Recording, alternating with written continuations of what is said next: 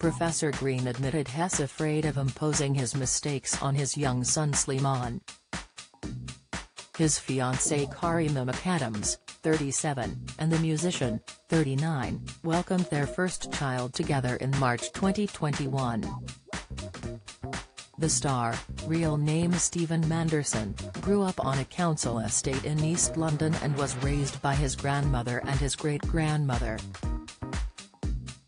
His mother had him when she was 16 and ended up leaving with his father Peter when he was really young.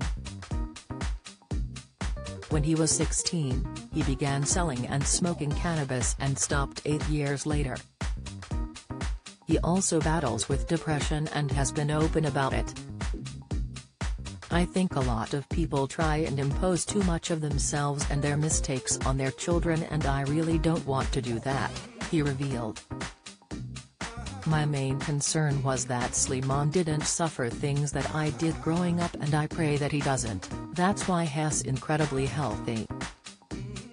He told Mail Online, "I had my first operation at 6 weeks old, you know, that was a worry for me and a concern, but he's in amazing health."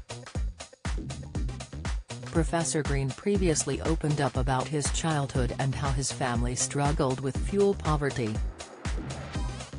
"We suffered energy debt, and lived in an area where pretty much everyone else was going through the same thing," he said.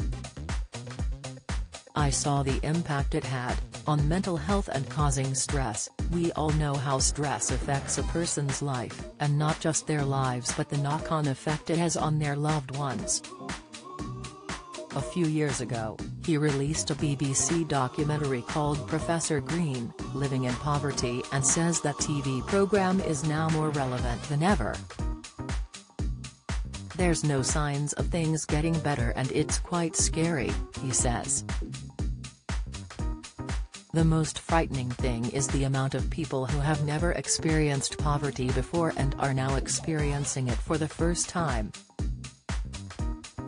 More and more of what we are seeing with food banks is the people who are frequenting them increasingly don't fit the image of users of this service that is portrayed. It's quite often families where both parents are working yet they are still struggling."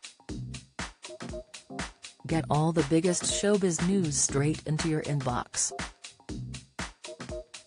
Sign up for the free Mirror Showbiz newsletter. He also discussed how grandmother Patricia had to raise him while looking after his uncle who had severe epilepsy. "Nanny Pat was looking after all of us when she should have been creating a life for herself after bringing up her own 3 children," he said. "She was working 3 jobs a day too. She was a grafter. She used to get up at 4 o'clock in the morning and clean banks at the Strand, then she worked at a baker's, then cleaned houses in Stamford Hill.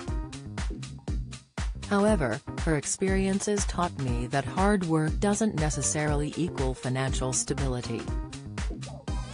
Do you have a story to sell?